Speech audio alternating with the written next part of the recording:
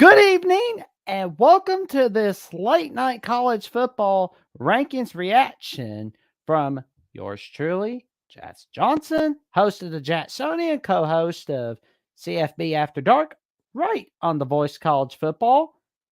And this wonderful man right next to me, Austin Williams, the host of Sports Talk with Austin, as we go over our reaction to last night's rankings.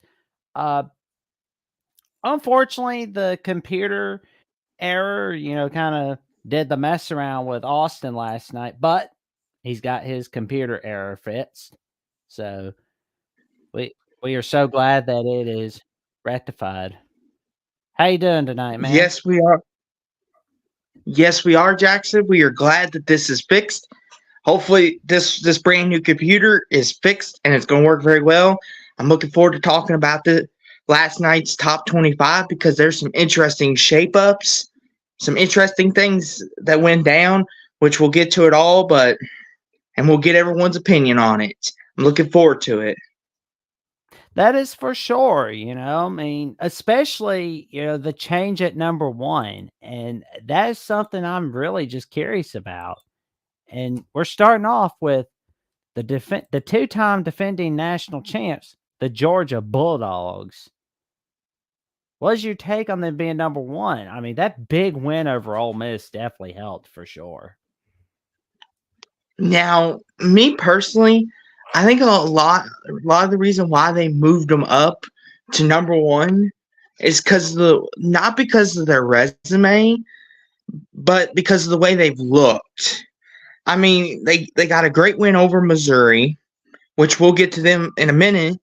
They're now in the top 10. Spoiler alert.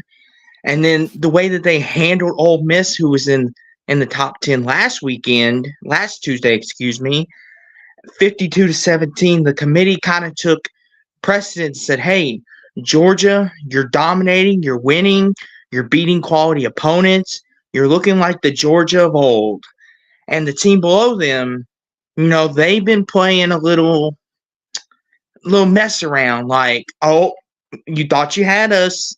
And, the committee's kind of taking that into consideration with Georgia, who's not doing as much of that, and saying, hey, Georgia, you're blowing these teams out. You're proving why you're the best, why you're the two-time defending national champs, and you're showing the whole world why you are Georgia football and why you are now number one. But will that hold? We don't know, because they could slip up against Bama in a couple weeks, or who knows, Tennessee may shock them this weekend. But Georgia at number one, they earned it. They've looked the best so far.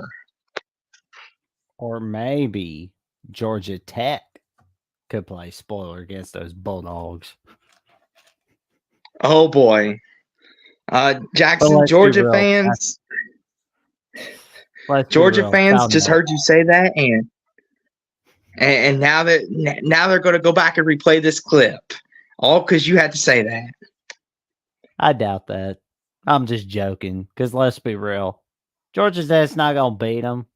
And by the time they do beat Georgia, it's going to be when SpongeBob and Squidward become the skeletons there working at the Krusty Krab for basically an eternity.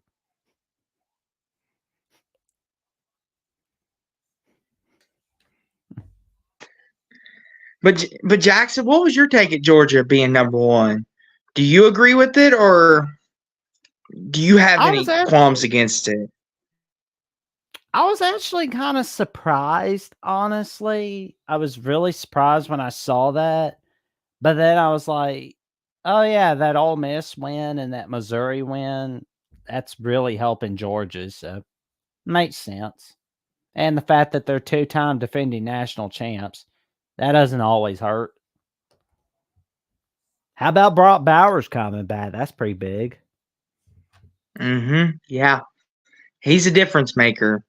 He can easily flip a game on its head if he wants to. And we go over to the Michigan and the Florida State at 3 and 4. Now, Michigan, oh man, it's been tumultuous. Yeah, I mean, the alleged sign stealing allegations. I mean, there's one side that says Michigan's been sign stealing, one side that says, you know, these guys aren't sign stealing. I mean, Harbaugh doesn't have any connection. This is a load of dung. This is a bunch of dung. This is a bunch of horse dung. It's stupid. But what does Michigan do? They basically just bring it out against Penn State. They bring out the belt against the Nittany Lions. And they've done just fine so far without Coach Harbaugh. I mean, it was a big debate whether he was going to be coaching the Penn State game. And Sharon Moore's been doing pretty good. I'll go as far as say that he's the next Ryan Day. And, because, I mean, once Harbaugh leaves or, if anything happens to Harbaugh, we get, which I don't think he gets fired. I don't think Michigan's going to do that. I mean, they stuck with him this long. They may force him to resign. We don't know. But this isn't a Michigan video. This is the rankings reaction. Michigan was looking for a big win. They got it. The fact they did it without Coach Harbaugh is pretty big for the resume. And if Michigan wins out the rest of the regular season without Coach Harbaugh, and then they win the Big Ten with Coach Harbaugh, that's going to be a big win right there for the resume. What do you think, Austin? I will say this. If you're someone looking on the outside that's looking in, which we'll get to them in just a moment, you would almost benefit from Ohio State losing the game than you would. I mean, Michigan losing the game than Ohio State for this reason.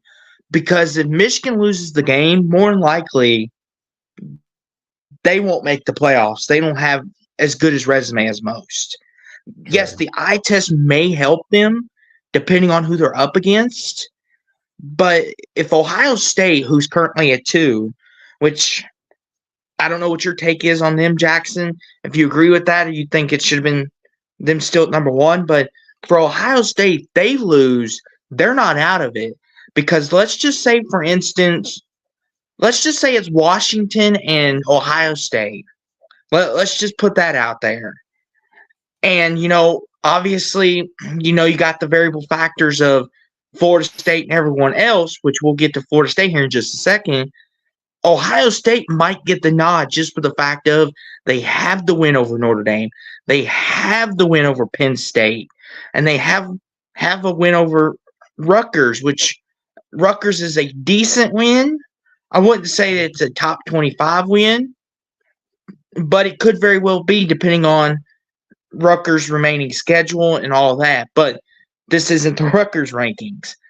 Nope. Ohio State's resume helps them more than Michigan does. Michigan has to treat the game as if their playoff lives depends on it. As Ohio State, they could still make it without it. Of course, they would love to win it because then it would just validate everything that they've said, that Ohio State, they own the Big Ten. This is their yard. Michigan, I'm glad you had a nice 2-year run. Now let Dad's home now, as they like to say. There you go. I will say, how about those Florida State Seminoles? I mean, they got a pretty easy stretch. Miami almost got them. Miami almost got them. Miami rivalry. I mean, if Miami was a different team, Florida State would have just been spanking them. But I will say, though, it's interesting, though, because, you got Washington at 5. A lot of people have said that Washington should have jumped Florida State. I go back and forth on that. To me personally, I'm okay with Florida State at 4 because here's the reason. Washington has been playing their defense has been playing some very bad football. Yeah. Almost losing to Arizona State and Stanford. Washington, you can't be letting that happen. I mean, you see what happens if you mess around. UCLA got, and that may be the reason why Chip Kelly's going out the door now, which that's neither here nor there. But Washington has been playing these bad teams really close, and their defense has been part of the reason why. I mean, giving up 33 points to Stanford, what is wrong with you, Washington? Now, I know people may come back and argue that Florida State didn't look that good against Boston College. They didn't look that good against some other teams. That's true. That's true. But, Jackson, would you say Boston College is a better team than Stanford and Arizona State right now? I think Arizona State would basically beat them down. I mean, even though Arizona State's got a losing record, still though, I would Oh, not want. But really? I will. You think Arizona State? Yeah. But I will say I didn't. though, there is one win that Washington has that's gotten better as the weeks have gone by. Arizona. I mean, because Yeah, that is true. That is true. Now, what? Because Washington can always pinpoint to that and go, "Oh, well, we got to win against Arizona." Like ever since we beaten Arizona, they only lost in triple overtime to USC. They creamed Washington State. They spanked UCLA. Yeah, they won a tight one against Colorado, but they won a big one against Oregon State. And if they beat Utah and Arizona State, finish the season at 9-3, we look good. I mean, Washington can always pinpoint to that. And that big win against Oregon, that gets pretty big. I mean, Arizona State, I get it. Arizona State's got a losing record. They're kind of a disaster, but that win over UCLA, that does make Washington look good a little bit. now, Jackson, I'm going to defend my conference just a little bit. Okay. Here, Florida State, you can make an argument that their LSU win's starting to look better now. Now, obviously, LSU is not the team that everyone thought they were going to be.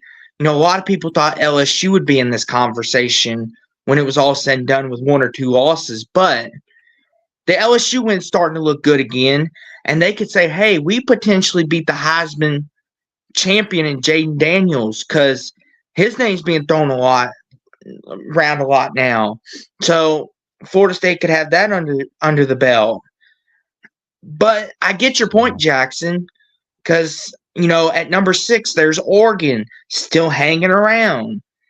But I think the ultimate reason that even the committee said this last night, if you watched it, because Reese Davis even said, why is Washington still 5 behind Florida State?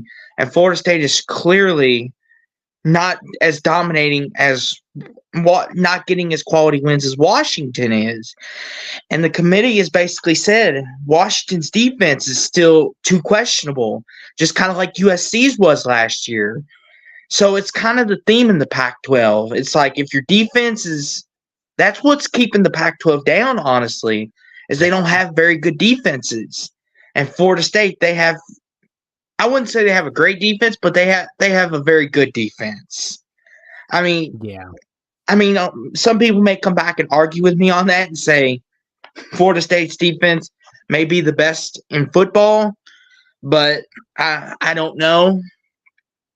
But that's why I think kind of Washington, Florida State's still 4-5. Now, interesting foil here, Jackson, is what if we have a 3-way tie, Jackson, between Oregon, Washington, and Florida State, all with one loss? Then what does the committee do? Look at the strength of schedule. Look at the big wins. That's where you go from there. And Traveling Fools, is on here giving us a yo, Traveling Fools. How you doing tonight, my man? We were just talking about your Miami team. Yes, we were, Travis Foles, and we were just mentioning how they're going to win the national championship next year. There you go. But yeah, Florida State, it's like you said, LSU could have a Heisman Trophy winner in Jaden Daniels, but LSU's defense, I mean, it's been killing them. And the fact is, the record's just been looking bad for LSU. And that's not a good look for Florida State. Boston College, we're going to wait and see if they decrease again. They had that tremendous reality check that your boys at Louisville gave them. And after that reality check, they rattled off 5 straight wins. I mean, I know that these wins aren't exactly impressive, but they're wins. But then they got smacked around by Virginia Tech. And who knows what's going to happen at Pitt tomorrow night for Boston College. And then they got Miami on Black Friday. So, I mean. Now, I want to ask you something, Jackson, before we move on down to number 6. If you're in the committee chair and you're looking at Florida State, Washington at 4 and 5, what do you value more, the eye test or the strength of schedule? If we're putting you in the committee chair, what do you value more? For me personally, I value the strength schedule and the eye test. I value the big wins more. So, in that case, you would probably have Washington ahead of Florida State if it was up to you? Mm-hmm. Nothing against Florida State. I mean, I love what the Seminoles have brought this season, but I got to tell you, I've loved the big November that Washington's been bringing out. Because it's kind of interesting. That's the reason why I asked that. People have different takes. Some people value the eye test more. Some value the resume more. Obviously, the Georgia being at number 1, Ohio State number 2, the way Georgia's played as of recently, they got Georgia back to number 1 because of the eye test. But we digress, though. I'm kind of with you. The resume does mean a lot because, like me and you talk about a lot. If you're just playing cupcake teams, I mean, you really can't say you beat anybody. Like, if you just be like, oh, we're undefeated, be like, who did you beat? Oh, you beat Chattanooga and Austin Peay. Great job. Anybody can do that. I mean, for Christ's sakes. I mean, Jackson, you could probably go out there and quarterback a team and beat Austin Peay, for crying out loud. But anyway, I digress. I'll definitely have you as my O lineman, man. That's for sure. Truck those D linemen at Austin Peay, man. Oh, goodness. But yeah, on to the task at hand. We got off track. Oh, man. Well, we got the Donald Ducks at number 6. So we're looking at them. Yeah, that USC win's pretty big, but the Texas Tech win, I mean, it's Texas Tech did help themselves by getting closer to bowl eligibility by beating Kansas, which in turn helps Oregon. They did smack Utah around in Rice-Eccles Stadium. I mean, that is a big win for the Donald Ducks. But other than that, I can't really find anything big. I mean, honestly, if that were me, I would have Texas and Bama above Oregon. Nothing against the Donald Ducks, but Jackson, I'll play devil's advocate. I'll say honestly, Oregon's probably, out of everybody in the top 10, which we'll get to 9 and 10 here in just a second, Oregon's probably played the best football out of anybody in the top 10. That's not too far of a stretch, I don't think. I mean, other than Georgia, I mean, it's Georgia, Oregon. I mean, Texas at number 7, which we'll get to them in just a second, they've been playing too much. Oh, you almost beat us, but we got you. And then obviously Washington almost losing to Stanford, Arizona State. And then Florida State playing the poke around. I mean, Michigan, they got too much stuff going on. They haven't always looked their best. Ohio State almost lost to Notre Dame. if it hadn't been for Notre Dame and their defense not getting things right, which we Yeah. won't bring that up. And then obviously Georgia. I think honestly, Oregon's probably played the best out of everybody in the top 10. I don't know if you agree or not, but I think that's Well, why they're kind of sticking with them at 6 for like, now. don't get me wrong. I agree with you that Texas has been looking pitiful against Houston and TCU last week. However, I'm ranking them higher than Oregon and especially Washington and Florida State for one reason. They've done something that no team in non-conference play has done in Tuscaloosa since 2007. They beat the Alabama Crimson Tide. I mean, As huge as wins that is Jackson, but look who they lost to. They lost to Oklahoma, who we've seen what they've become now. And I think that's part of the reason why. It's also who you lost to and when.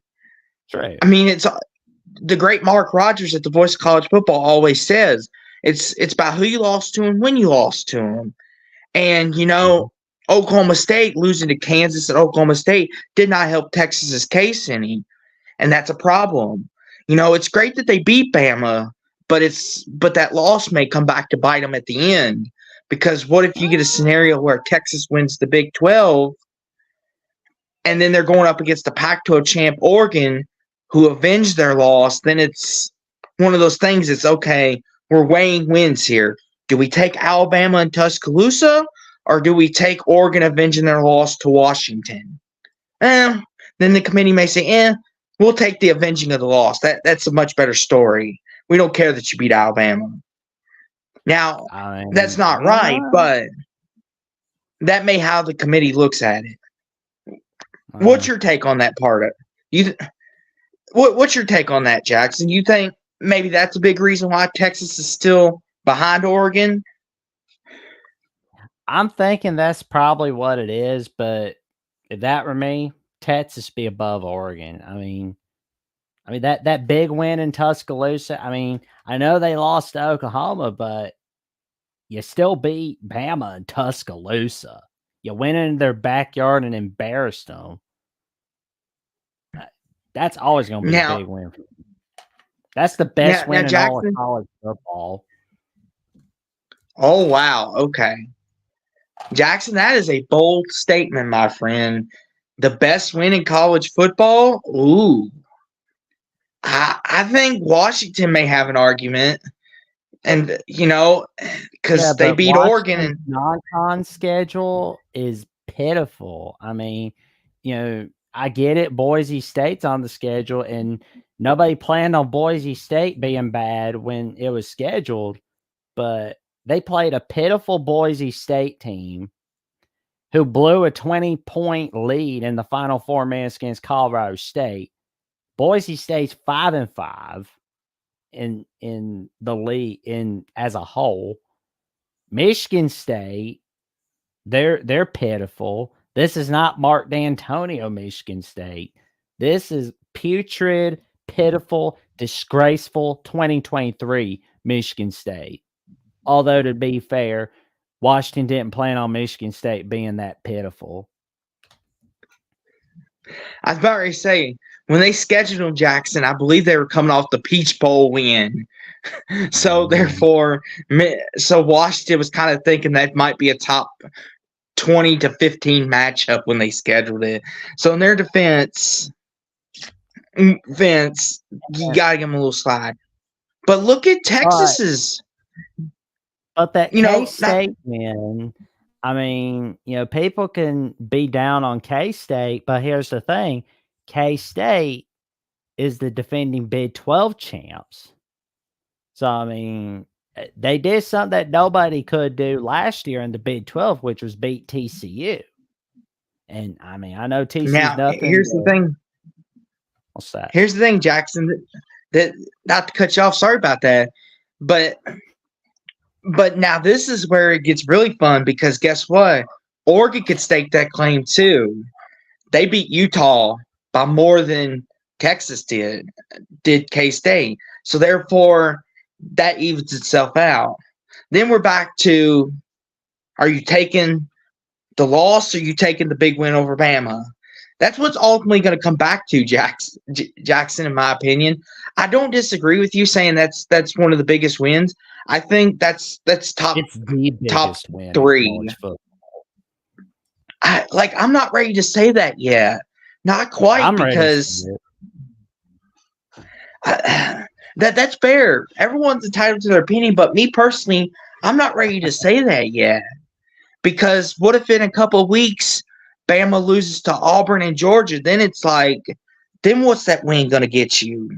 I'm not trying to put the jinx on Bama, but it's like, if Bama can make it to the SEC title game unscathed, and then they only lose to Georgia, then I might be ready to jump on that train. But for now, it's a great win. I want Texas fans to understand, I'm not discrediting that win. Obviously, Louisville, who's my team, we couldn't have gone in there and done that. But I'm just not ready to jump on that train yet. That's fair. Let's speak of the devil, the Alabama Crimson Tide at number 8. I mean, they've had such a tremendous turnaround. I mean, Jalen Milroe has done such a great job. I mean, it wasn't that long ago when we all were doubting Mr. Milroe, and he's had a great turnaround. I mean, beating Ole Miss and Tuscaloosa is pretty big. I mean, the big win over LSU, the second half drubbing of Tennessee, that was pretty big. Now, my thing is, Jackson, are they doing the same thing as they did at 6-5, honoring the head-to-head? Because you can make a case Bama's played better football than Texas as of recent. Well, I remember Kirk Herbstreit said that there's a little more than head-to-head, when it comes to Alabama. But me personally, I understand why Texas is above Bama. Head-to-head win. But here's my thing, Jackson. If we're taking the blinders off, if you're taking your blinders off, okay, you're taking your Bama red blinders off. Are you saying Texas or Bama have played better since that game? Oh, Bama's played better since. So do you think that would merit the committee to say, maybe we can jump them over Texas? Just maybe? I know you have to honor head-to-head. I get that. Like, I'm all for that. But you also have to look at it as who's played better since then. Because as our good friend Jeffrey, when we talk sports, has said, not every team changes from week to week. Because look at Missouri. Not Missouri. Look at Oregon. Look how they were before Washington, and now look at them after. They're playing some of the best football they ever possibly have. What if Alabama went on a losing streak after they lost to Texas and lost another game, lost to Ole Miss the following week? Then it's one of those. Then it's like, okay, maybe the win doesn't look as good. But in this case, since Bama is gone on the winning streak that they have, the win's looking really, really good for Texas. It's just that Oklahoma going downhill doesn't help their case now, and they can't jump Oregon or Washington. I will say, I believe that Alabama can win the next 2 games. I mean, that's easy right there. I mean, the Auburn game, that's going to be a tough one. But I believe that Alabama can win the SEC. I said it last week, I believe. I'll say it again. The Alabama Crimson Tide's going to win the SEC. Yeah. You said it on our Saturday night recap show, which, by the way, if y'all go check that out, we do some great stuff over there. We'll be back again this Saturday to recap all things for Week 12 and Week 13. We'll be back for all that. But, Jackson, you did say that. You said you believe Alabama is going to beat Georgia in 3 weeks, and you're sticking to it. You're not moving on that one. Doggone right I am. You got that right. Well, Here's I the see the thing that committee. really surprised me. I mean, are they really? I mean, I get that Louisville lost Pitt or something like that, and I get you're impressed with that big win over Tennessee, but Missouri over Louisville? What do you think, man? Jackson, I'm gonna say this as nicely as I can. Okay. This is SEC biased at its best. I don't want to sound like that guy. I really don't. But you cannot tell me that this is not SEC biased at its finest right now. I get it. We lost to Pitt. That's not a good loss. I understand that. I'm not going to deny that, especially as a Louisville fan. I will be completely and truthfully honest with you. I was very upset when we lost that game because that's not a good look. It would have been better if we would have lost to Notre Dame, NC State, somebody who's somewhat competent. But Pitt, that's a terrible, terrible loss. And as a Louisville fan, that's why it's hurting us right now. But 8-2 Missouri? Really, guys? Really? I get it. They played Georgia down to the wire, but they still lost. You can't reward a close game because if that's the case, then you need to reward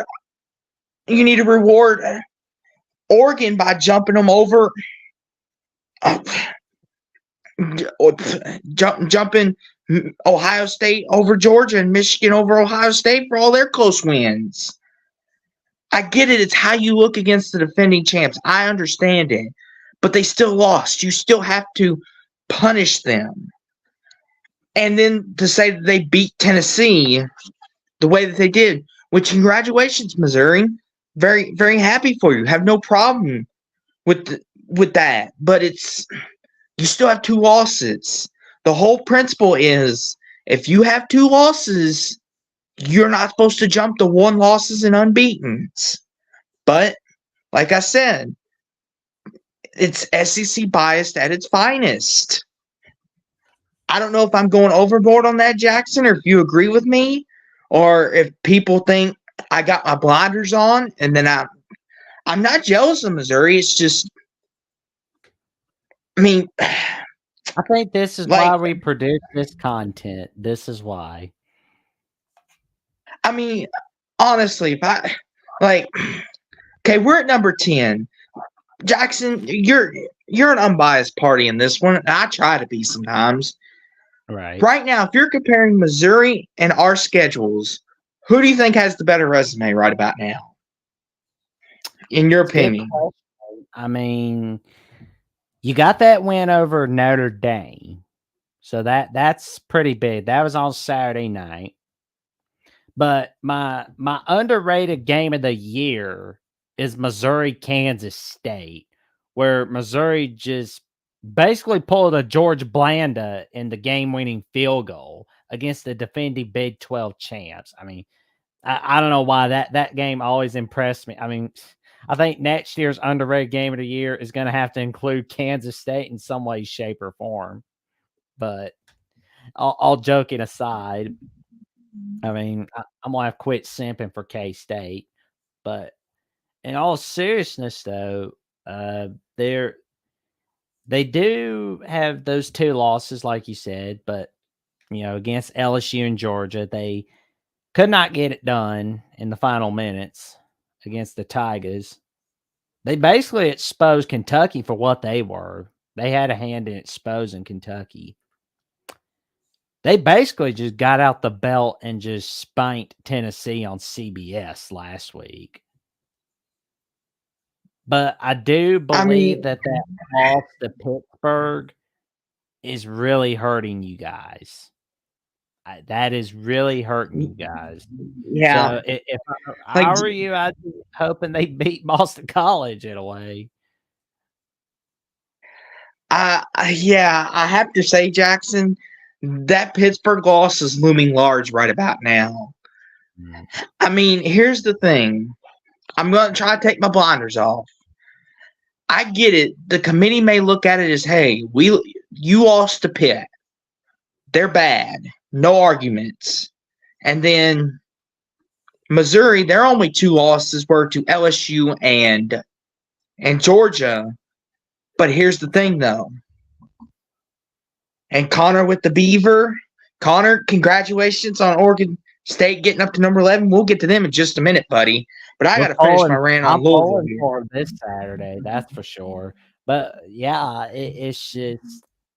I mean, I know that Louisville's technically in playoff run, but I think if it came down to it, and y'all are like in fighting for a playoff shot, y'all somehow beat Florida State, like, and that's assuming you'll beat Miami and Kentucky, which I think y'all beat Kentucky, but I'm still kind of in toss-up mode between Louisville, Miami. Oh, If Lord, you beat Jackson. Miami, Kentucky, then beat Florida State, I think in a way that Pittsburgh loss is hurting you guys. I really do. I mean, here's the thing, Jackson. I'm nervous for Miami. I'm not going to lie. But here's my thing with this. If we beat Florida State, do we have a chance to make the playoffs? Absolutely. But the thing about it is Depends how many dominoes do we need to fall? Oof, yeah. We need Bama to lose. Oregon State's got to lose again. You're gonna need Missouri to lose. I mean, but here's the thing, though, Jackson. You may need Arkansas to turn the jukebox on, and you're gonna need Arizona State to put a scare into the Donald Ducks this Saturday. But my thinking is, though, Jackson, how can you deny a one-loss ACC champion over a two-loss SEC team? That's just wrong. I get it. It's Louisville, and we're not a name brand, but that's ridiculous. That's the thing right there. You're technically not a blue blood, unfortunately, and that hurts y'all. And the fact is that loss against 2-8 Pitt, that's another thing that's hurting y'all as well. Now, if it came down to, let's say, 11-1 Ohio State, and that's assuming we see Ohio State lose the game for the third straight year, and we see 12-1 ACC champ Louisville, I think you're going to see Coach Ryan Day campaigning on every network he can find on why Ohio State should be in. And I think the Buckeyes would get in over Louisville simply because, we lost to Michigan. Those guys over there lost to a horrible, disgraceful Pittsburgh team. That's what's going to happen. Here's my thing, too, on that, Jackson. If Ohio State, in your scenario, here's the thing. We both beat Notre Dame, so they can't hold that against us. And we beat Notre Dame better than they did.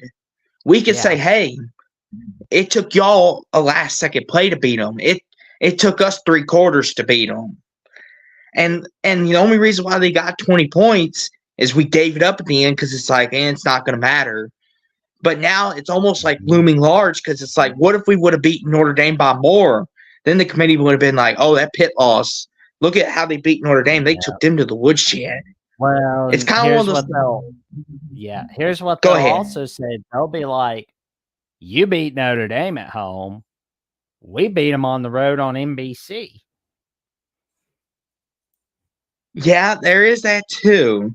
If they look at it that way, it all depends on how the committee looks at those 2 wins. If they factor it that way, but it would be interesting. Then it would go to, okay, who's your all second best win? In which right now it would be NC State, more than likely. NC State.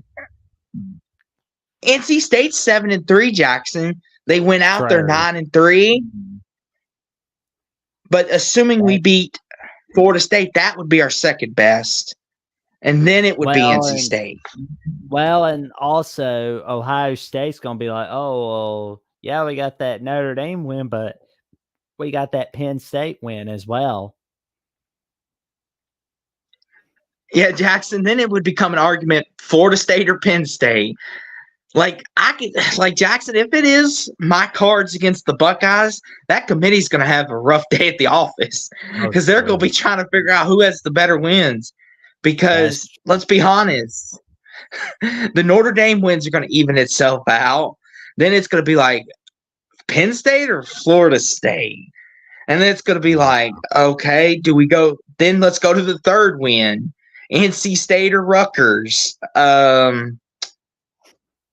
Then it's like that's where the conference title should take a little precedence and be like, hey, we won the conference. Sorry, Ohio State, Yeah. get to the back. But I get it, like you said, Jackson. They're a blue blood, they're a name brand. They could easily overlook our conference title. But unfortunately for us, good buddy, before we move on, I don't think we're gonna win the conference this year. We might make an Orange Bowl though, hopefully. We gotta get to Yeah. Miami first. That's a whole Well, nother can. as our friend on the chat, Connor Johnson, was talking about Oregon State. Now, our question is, can Oregon State do what 2017 Auburn couldn't do? Pull off a shocker and win the conference. But this week, I mean, we know that James Madison got screwed over by the NCAA, so they deserve a college game day trip. But you're really going to tell me? And our friend of the show, the channels, Spence McLaughlin, host of Locked On Pac-12, Locked On Oregon, he was not too thrilled when ESPN decided that it was a good idea to say no to Corvallis, Oregon. What a bad business move, man. I'm going to tell you right now, if you're watching Oregon State, I hope this motivates you into just beating the drum out of the Huskies, man. I'm pulling for you guys. I believe you're going to beat Washington. What do you think, my good man? Yeah, then Jackson, then there'd be another team to start an argument that they should have a spot in the playoffs because then they could possibly have Washington and an Oregon victory and a Pac-12 title win. Then it would be another team to have an argument. Then we'd have complete chaos. Well, here's one little problem. That loss to Washington State. And Washington State hasn't won a game since. Yeah, that's going to loom large too. But I will say though, Jackson, at least Washington State's 4-6. As our loss, Pitt's only won 2 games. So at least they have that in their favor. Washington State could still be bowl eligible. I doubt it. I mean, they're going to get beat down by Colorado and Washington. I mean, I don't even know if I want to watch Colorado Washington State Friday night, but we got to anyway. Well, I'll probably have to, but I'm just like, ugh. I can't watch the first quarter. Yuck. I'm turning on something else. But yeah, Oregon State number 11. Yeah, that's very interesting. To Jackson, as you look at it, they also jumped Missouri over them too. I wonder if the Beavers fans feel disrespected at all by that. Because it's not just my team that got jumped. Oregon State got jumped too. And it's like, and Missouri was behind them last week. Yeah. So there's that too. I think that committee is way too impressed by that Tennessee victory. I mean, I get it. Missouri beat Tennessee. But Tennessee is just, good God. They could win in Gainesville. Gainesville is freaking kryptonite for the Tennessee Volunteers. You really think they're going to get the job done against Missouri? They couldn't get the job done against Bama. And I doubt they're going to get the job done against Georgia this Saturday. Good grief.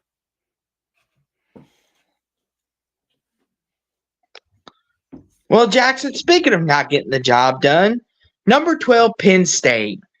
I Oh see that the Lord. committee didn't drop them too far down. I'm a guessing the committee liked the way they played against Michigan and Ohio State, and they said, "Okay, Penn State, we got to punish you, but we're not going to punish you too bad. We need those wins to look good for them." Yeah. What's your take on Yeah. that, Jackson? That's pretty good ranking, but I'll say, Penn State, they're not the only ones who could get the job done on Saturday. They never can quite get the job done against the big dogs. And guess who else can't get it done against the big dogs? The Ole Miss Rebels. Good At grief. number 13. Oh Lord, they got smacked. I mean, it was like, what did you do to Georgia, Ole Miss? That's what we want to know. I will be honest, though, Jackson. They only dropped them to 13. I was expecting them to take a big time tumble because you remember last year when Oregon got the break speed off of them in the opening game, they dropped out the top 25 altogether. And I was 52-17, and the committee still puts them at 13. Woo! I get it that their losses to Georgia and Bama, and you have to cut them some slack. And which, as we'll get to here in a second, that win over LSU, I think, is really helping them out right about now. Oh yeah. LSU, I mean, they've been pretty impressive. And how about Ole Miss as LSU's future SEC counterpart, the Oklahoma Sooners? I mean, they had a nice rebound against the West Virginia Mountaineers. Sure did. Oklahoma at 14. I mean, they finally found their offense again, and then their defense came to play. Oklahoma looked good Saturday, and they still have an outside chance to make the Big 12 title game, and maybe get back there and help Texas out and make their loss to Oklahoma not look as bad. Which that's looming large now too. Now I don't know if you agree with this or not, Jackson, but is it almost important, like a sense of urgency, that Oklahoma needs to make the Big 12 title game to help Texas's case out? Yes, definitely. Absolutely. And it's, I mean, I'm looking at the Big 12 standings, between the top four under Texas. Oklahoma State, Oklahoma, Iowa State, and Kansas State are all tied for that second spot. Now, fortunately for Oklahoma State, they got that head-to-head win over Oklahoma and Kansas State. However, they don't have the head-to-head win over Iowa State. So Oklahoma State's in trouble. Oklahoma's in a little bit of trouble because that lost in the last edition of the Bedlam. But they got that head-to-head win over Iowa State. But unfortunately, K-State, they don't play K-State.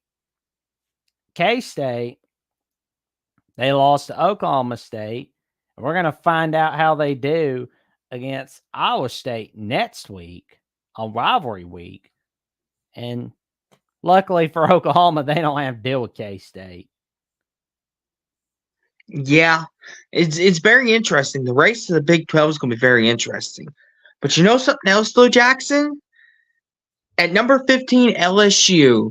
Boy, I bet you Nick Saban is happy that LSU is climbing the rankings. Really helps you guys out up there in Tuscaloosa.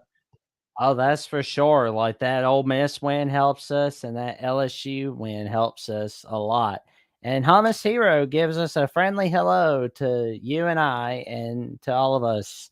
How you doing tonight, Hummus Hero? Glad to see you on here, man. Glad to see you on here, Hummus Hero. And the Buckeyes got dethroned at number 1. The Dogs took it back. Sorry about that. Maybe you can get it back with a win over Michigan. Yeah. I mean, it could happen. There's crazy things that happen in the big rivalry between Ohio State, Michigan. I mean, what a performance by Jaden Daniels. I mean, what a, oh man. I have no words to express. I was like, wow. Yeah, LSU.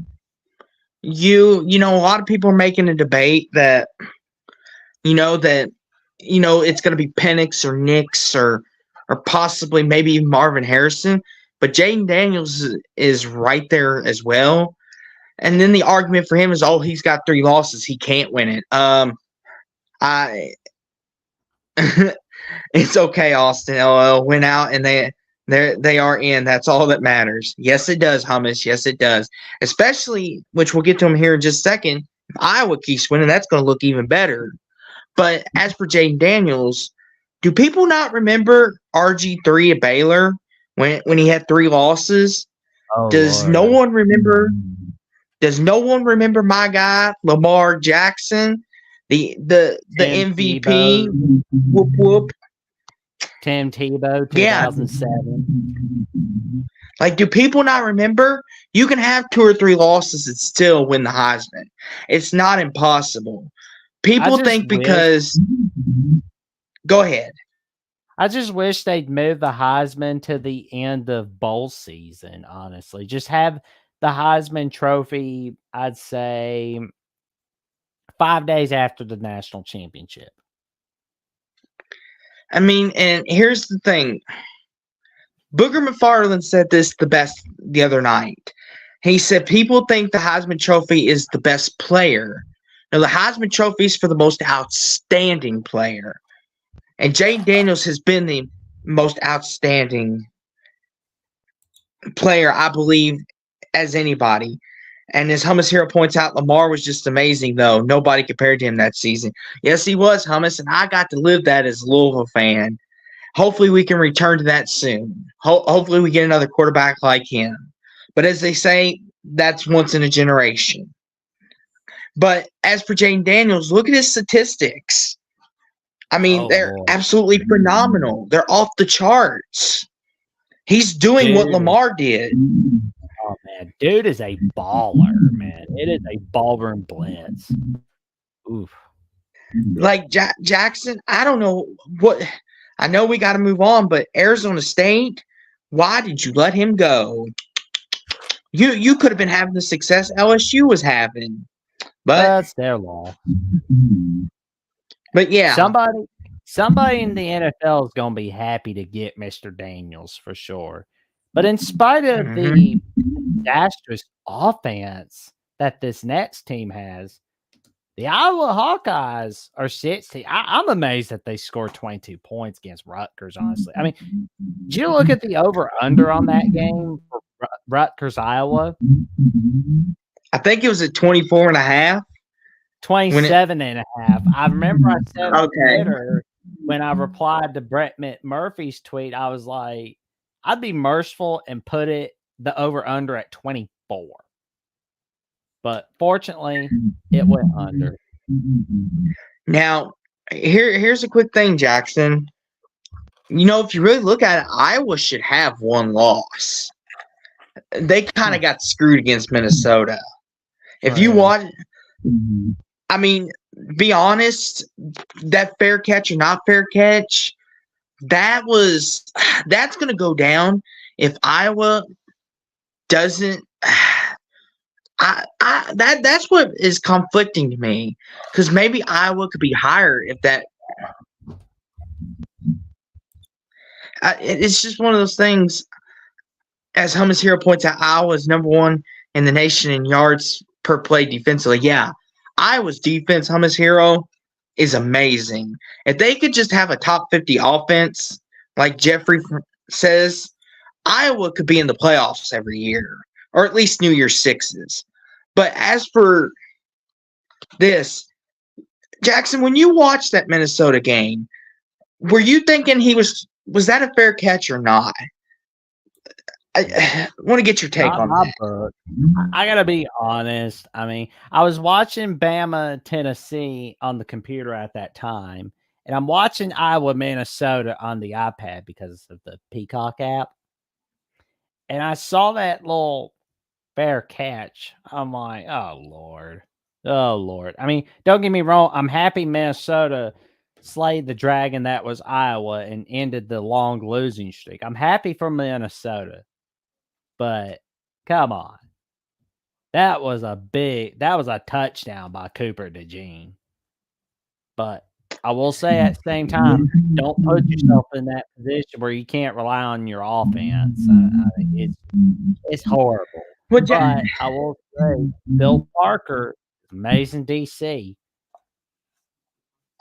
will say, Jackson, Iowa at 16, I have no problem with it. They've done a great job this year. But their offense is just would atrocious be a good word, or is that being too nice? I mean, Good. Here's the thing, Jackson. Iowa can win a game 7-3. In the world of college football, where teams are putting 30, 40 points up, Iowa can win 7-3. I mean, for Christ's sakes. So true. And hummus here. Iowa is 131st in the nation in yards per play offensively. What's your take, Austin? I mean, their offense is bad. Either way you want to slice it. Yeah, like I feel bad if Iowa, I know if Iowa wins the Big Ten West, I feel sorry if they're whoever they're going to play, whether it's Ohio State or Michigan. Iowa fans, cover your eyes because it's not going to be pretty. It'll be over by halftime, maybe the third quarter if you're lucky, because they're gonna make sure it's ugly. But Jackson, speaking of, but I will the say opposite. Though, on the bright side, if Iowa wins this Saturday, they officially clinched the West Division. That is the good news. But you want to know something else, though, Jackson? Someone who doesn't struggle with offense, who actually may have surprised a lot of people this year. How about Arizona at number 17? Oh, man. Jackson, I'm loving what Jed Fish is I thought Arizona was a basketball school. When did they get football? I must have missed that. Well, it's ever since they had Jed Fish as their head coach. I mean, this is a third season jump by this team. I mean, we saw that they had a close game with Mississippi State, lost, and they lost tight ones to Washington, USC, but they've been on a 4-game winning streak, and guess what? They're playing for a second spot in the Pac-12 title game. So, I mean, Jackson, what could happen is they may see Arizona State. They may have to pull for their rival Arizona State to beat Oregon, since Arizona doesn't play Oregon this year. Jackson, are you sure we're talking about football here? I mean, this is just very weird. Weird to me, man. I mean, Noah Fafita's been a great QB, man. I will say, though, all joking aside, congratulations to Arizona. I mean, it's 7-3, playing some good football. I mean, I didn't have this for Arizona. I had them going 6-6 in my preseason prediction, but I didn't have them 7-3 and ranked 17th. And here's the thing, Jackson. I don't tell the Ducks fans, but they could get an upset from Arizona State Saturday because they're going to the desert. We all remember. Does everyone remember what happened the last time Oregon went to Arizona State? 2019. Same scenario. And Jaden Daniels was the quarterback that day. So magic can strike twice. Lightning in a bottle. And Arizona fans, y'all have earned this, especially considering that y'all are a basketball program. I'm happy that your football fans can now rejoice and enjoy these things. But speaking of that, Jackson, at number 18, you got Tennessee. How are they still hanging on? How? They're pitiful. It's pitiful. Pitiful. Pitiful. How is Tennessee still hanging on, Jackson? I mean, what? Like, this is just.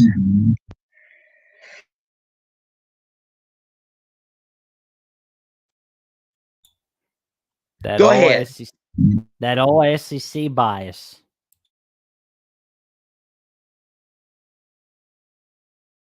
I mean, I get it.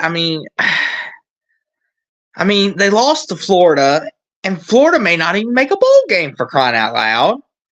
I get they lost to Alabama, and then they lost to Missouri. Those are not bad losses, but you lost to Florida in Gainesville again. And it's like, well, I think it's kind of like what you said, Jackson. They're just hanging on.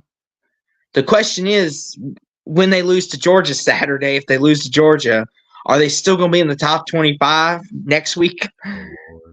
Oh, yeah, they will. I think maybe it's more of Tennessee getting respect from last year than SEC, but I could see that. I mean, everybody's still impressed with that big win over Alabama last year. I could see that. That's a good point, Hummus Hero. I mean, Jackson, maybe that's why LSU's still where they are. They're taking into the merit of what they did last year. But then that doesn't explain Missouri still. But that one, I would I like someone to mean, explain to me why that's still there. But go I ahead, mean, though, I Jackson. would have Kansas State higher than Tennessee, really, because I mean, like Tennessee got drubbed by Missouri. It took a game-winning field goal to beat Kansas State. So I mean, but we're definitely gonna get to Kansas State in a little bit. How about number 19 Notre Dame? I mean, they're out of the New Year's 6 running, but they basically still have a shot to play for a 10-win season still, and it's the Sam Hartman Bowl on NBC, 2:30 PM. Notre Dame at 19. Now, Jackson, I will say this, though. Notre Dame did themselves no favors by their schedule. They wanted to prove a point that, hey, we can schedule a tough schedule, but look what you did to yourself in the process. You basically eliminated yourself from the playoffs. And I get that's a bad way of thinking of it. Like, you don't ever want to think, see, if you would have scheduled cupcakes, you would have gotten in. That I get that that's no way to think, but the way they loaded up their schedule is not it didn't help them because now they're sitting at 7-3. And I think a lot of it too is maybe you could have spaced it out a little bit more. Like, oh, week 1, USC, then go down like week 6, you play Duke, and then play maybe like Ohio State week 5. Like space it out more, not have it all crunched together. But what's your take on that, Jackson? Them still being at 19. Obviously, it's still good for my boys in the Ville because it's making our win over Notre Dame look even better. But go ahead. I could see that. I mean, I'm just kind of like, they gotta get rid of that OC Gerard Parker. I mean, he's got to go. Okay, now Jackson at number 20, North Carolina. How in the heck are they still here? They Well, lost to I Virginia. mean, go ahead. Oh, go ahead. Yeah, I was gonna say they are still in shot. They still have a shot at second place. Playing for that second spot in the ACC title. They went out, and they'll definitely have to pull for Miami to beat Louisville. But as I always say to you, my good man, don't put yourself in a position where you got to pull for somebody to lose, especially if you're going down to Georgia Tech and Virginia. Good grief. Here's the thing: the committee's punishing us for Pitt. Why are they punishing Carolina for Virginia? Virginia's worse than Pitt.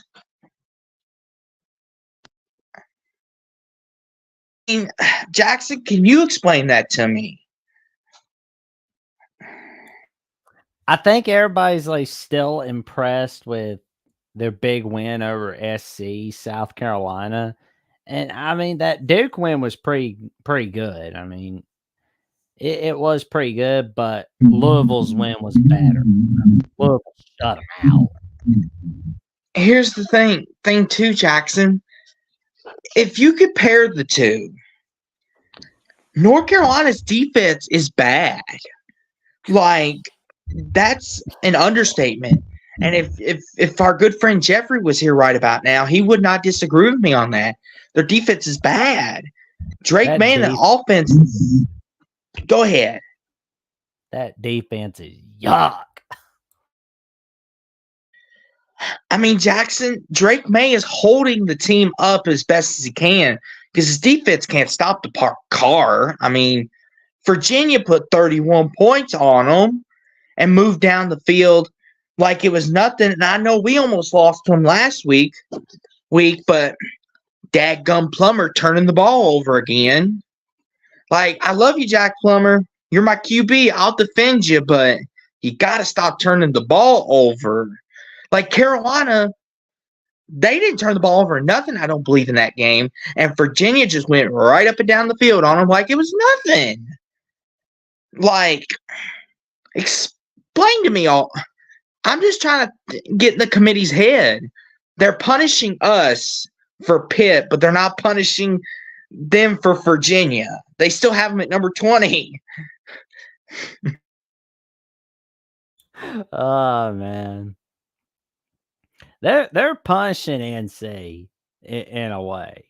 And I think NC's gonna have a devil of a time with the Clemson Tigers on Saturday, and there's NC State on rivalry week.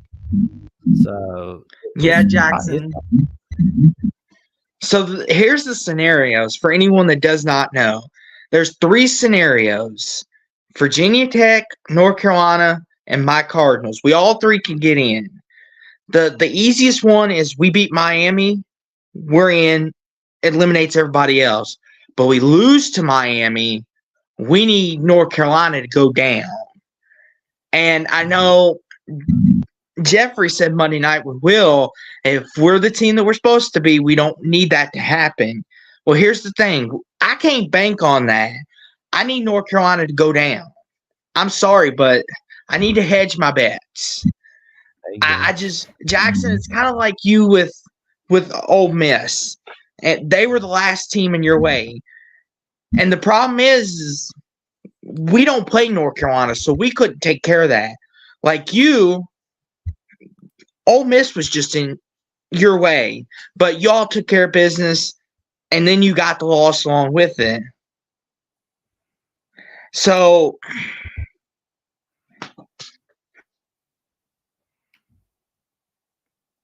that is true. That is true.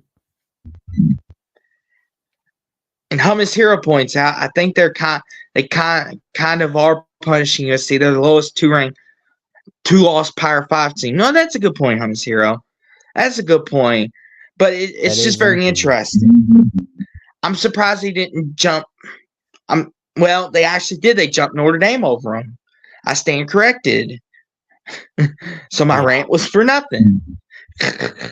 My bad. Sorry, man. That's what producing this beautiful content is for our event sessions. Well, you see, Jackson, number 21, we have another 3-loss team, Kansas State. They're still hanging around. Yeah, but let's not forget, a little while ago, I mentioned that they are one of the 4 teams tied for second place for that second spot in the Big 12 title. And, they gave 2 of the top 10 teams quite a game. It was pretty big. I mean, and, Oklahoma State, they're kind of below that, which we'll get to in a minute, but Oklahoma State basically embarrassed them on Friday night in week 6. What's your take on this wildcat of a team named Kansas State? Yeah, Kansas State, I feel like they're a team that at the beginning of the year, if you would have said Kansas State may, they lost a lot of pieces in the offseason. Deuce Bond being the biggest one. He helped carry a lot of the load, helped Will Howard. And, this year we've definitely seen the effects of Deuce Bond leaving, and Will Howard's had a heck of a time back there. His offensive line's not as good as it once was. But Kansas State, they lost that game to Missouri on a 61-yard field goal. There's nothing really you could do about that. That one was just great job by the kicker. What a heck of a kick. And then you've got, they lost to Texas. They went for it all, and they failed again. And then the Oklahoma State's the only game you could really point to as saying, what was that? Because Texas and Missouri, those were the two games where you could kind of be like, if we wouldn't have shot ourselves in the foot or hadn't had something fall the other team's way, we would be at one loss right now. Kind of looking at it, even with all their struggles. That is for sure. I mean, we're going to wait and see what happens with the Big 12, especially in that second spot. But what's our take on the Utah Utes being at 22? What do you think, Austin?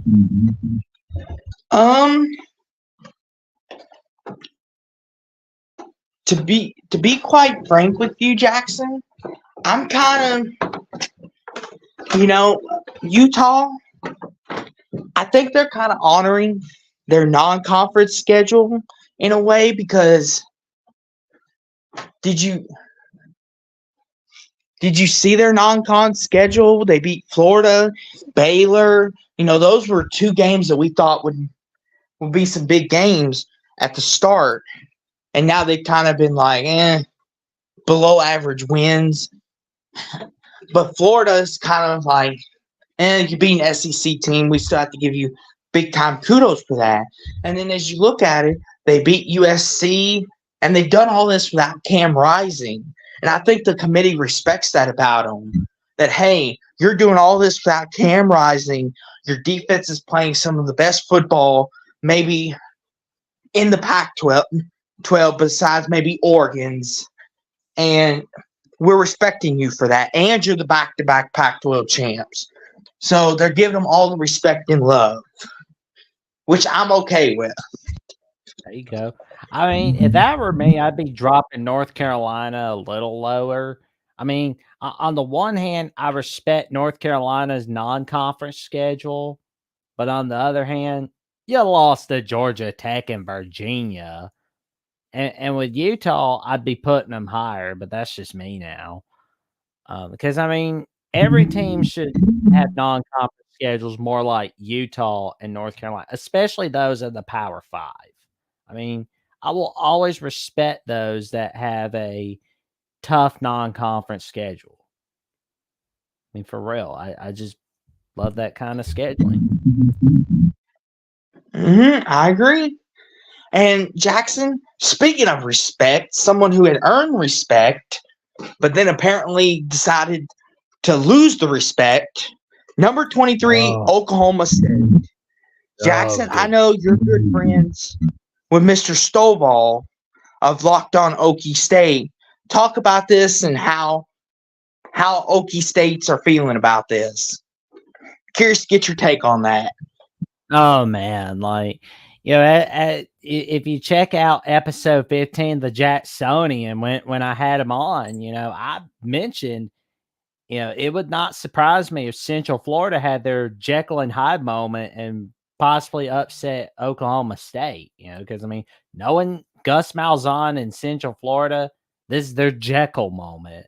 Then they had their Hyde moments against, a Houston or a Texas Tech. I mean, they're weird like that. But Oklahoma State started out season just getting blown out by South Alabama. And they have a disaster of a night against a disaster of an afternoon, against Iowa State. It was pitiful. But then they rebound nicely against Kansas State, West Virginia, Cincy, win the last edition of the Bedlam against Oklahoma, but then they fall apart in the bounce house against Central Florida.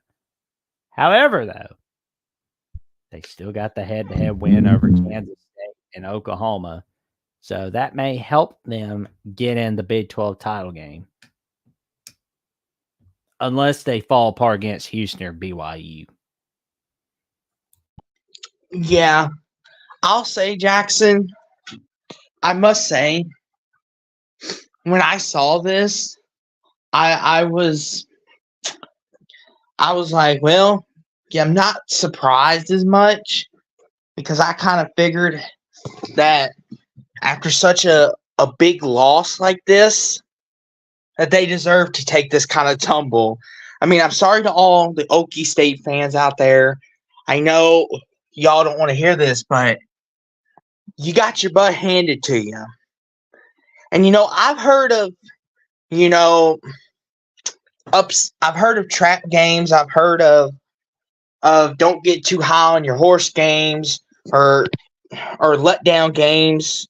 Jackson, this past Saturday, what we saw against UCF, that was the biggest letdown game I think I've ever seen. That was a prime example of what a letdown game is. 45-3. Oh, you're lucky the committee is valuing that Oklahoma win right about now, or else you might have dropped out altogether.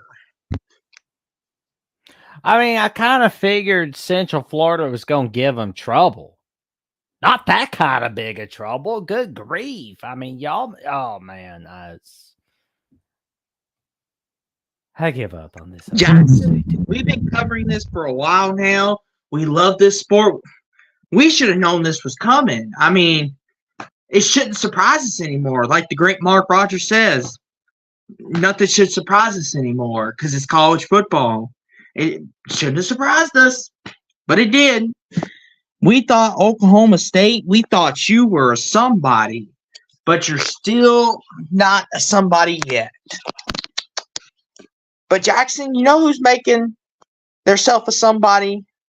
It's your boys at Tulane at number 24. Oh man, the Green Wave. I mean, they are doing a tremendous job once again, but they are having a lot of tight victories from what I'm seeing. I mean, including games against like Tulsa and East Carolina and Rice and North Texas. I really hope they don't slip up against Florida Atlantic or UTSA, but who knows? And I think everybody's still impressed with that Cotton Bowl win from last year. Now, Jackson, is it possible since Air Force has kind of taken himself out of the running, is it possible Tulane is going to be the Group of 5 representative again?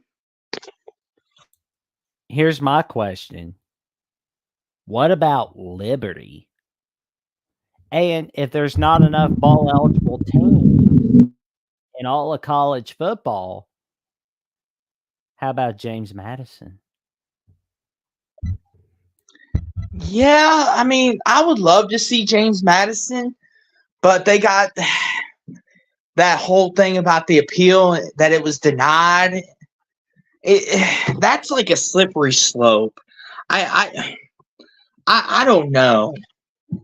Like me personally, I just wish that rule wouldn't. If you're good the first year, then maybe they could go and look at it and say, oh, let's give them bowl eligibility, or if they're doing or if they hit a certain threshold their second year, maybe then they should be like, okay, you're at 4 wins, you're now bowl eligible. You can now win 2 more, you're good. That kind of thing, but. The rules are there for a reason. It's done for the team's protection, just in case they're bad. I know people disagree with it looking at it, but what if James Madison only had 1 win right about now? The NCAA is looking at it as, we got to protect them. We don't want them. We're just trying to do them a favor the best we can. Because they cannot know that James Madison would be 10-0 right now. Yeah. Well, and they didn't count on Jacksonville State being really successful, which, I mean, if you look back on one of my call-in sessions on the Voice of College Football, where Mark Rogers and I were going over the early September predictions, I called Jacksonville State the next James Madison at that time.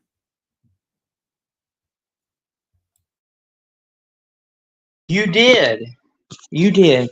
But Jackson, to round this night out, this glorious night, we got number 25. We got the Kansas Jayhawks.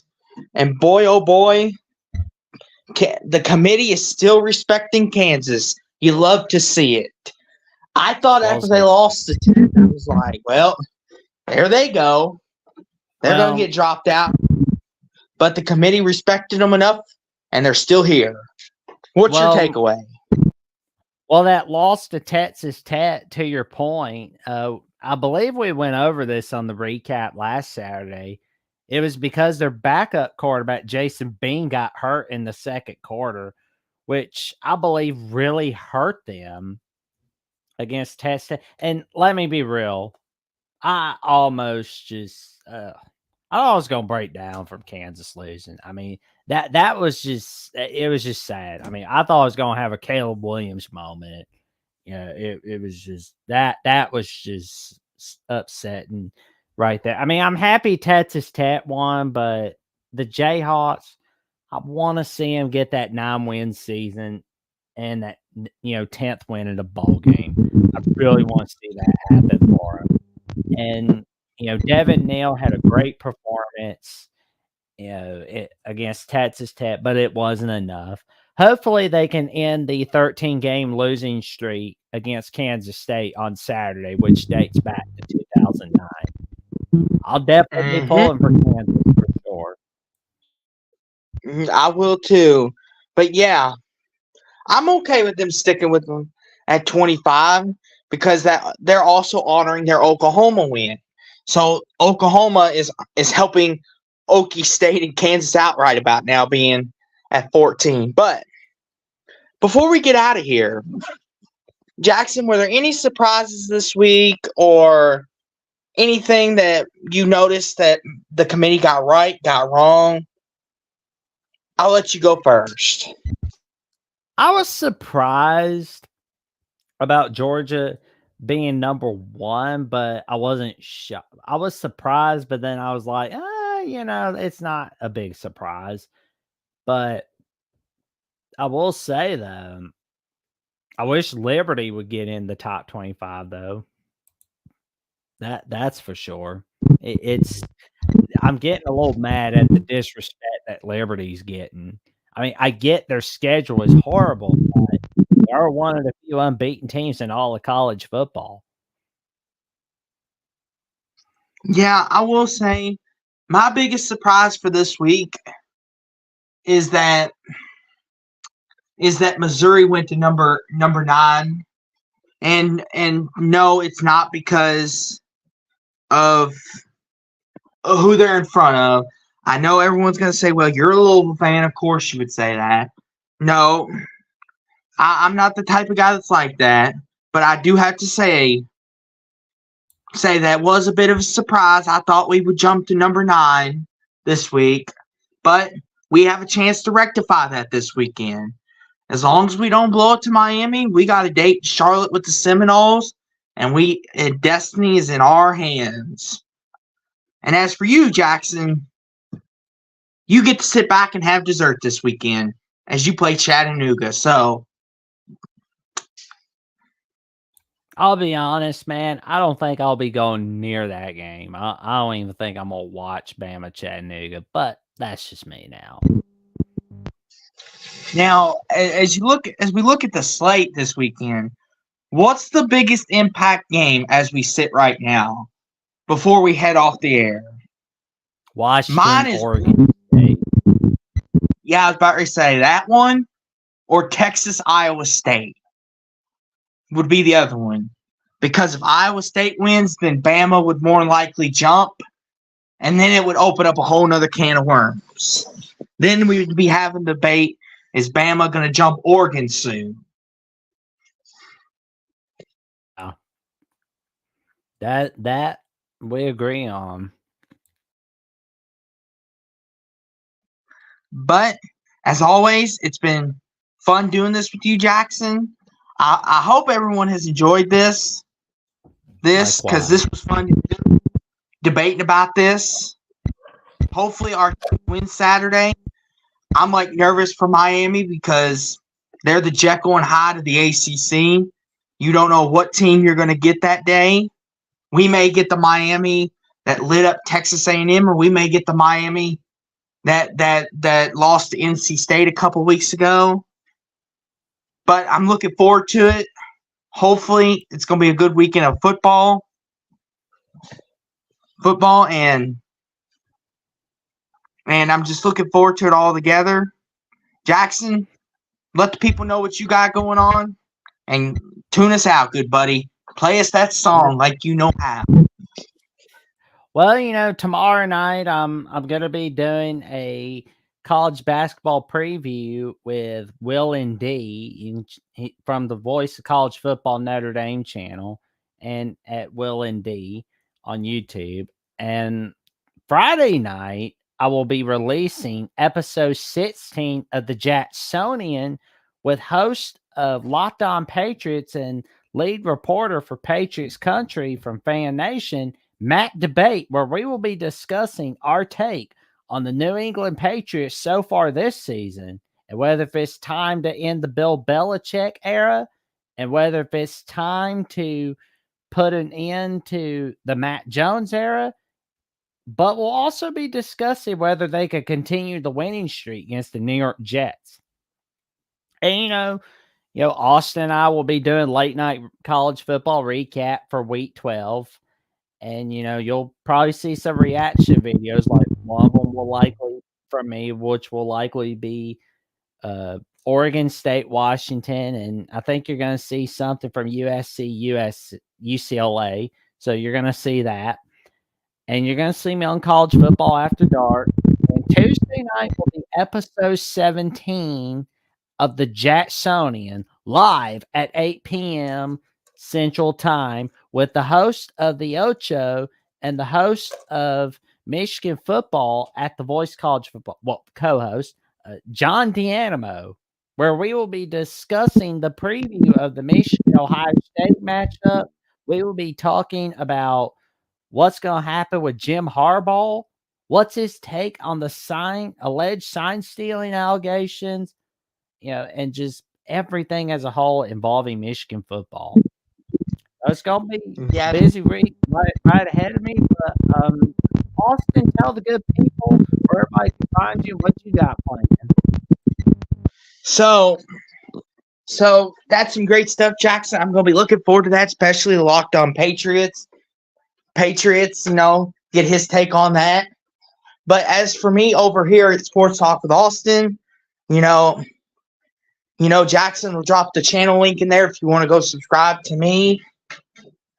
But yeah, I got my weekly pick'ems out now. I'll be doing my mini videos. You'll see one of my mini videos coming out tomorrow. Actually, two of them: Kansas State, and then I will be also doing Oregon State, Washington. Look forward to those. Saturday night recap with Jackson.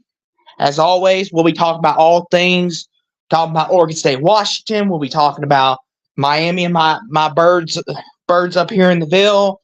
Talking about Ohio State, Minnesota, Michigan, Maryland. Was there any, possible spoilers of the game and all that great stuff?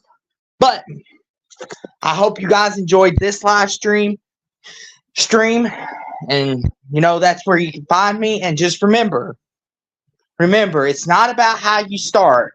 It's about how you finish, guys. So if your team out there is struggled to start the season, just remember, they got to finish strong, and there's always hope for next year. But that's what I got planned for this week. Hopefully you guys enjoy it, and hopefully you guys enjoy what Jackson's got going on. Take it away, Jackson. Send us off into that good night. Well, and as Thomas Harris said, thanks, guys. Great show. thank you for tuning in, Hamasira, and everyone. Y'all stay safe. Y'all sleep well. Stay safe and stay warm. It's cold out in November. Y'all sleep good and stay safe. It's cold out. Yes, it is. And like, comment, subscribe to our content. Click the notification bell, and let's get to 500 subs on each of our channels. Yes, precisely. And have a good night, everybody. Remember, Good night, everybody. it's always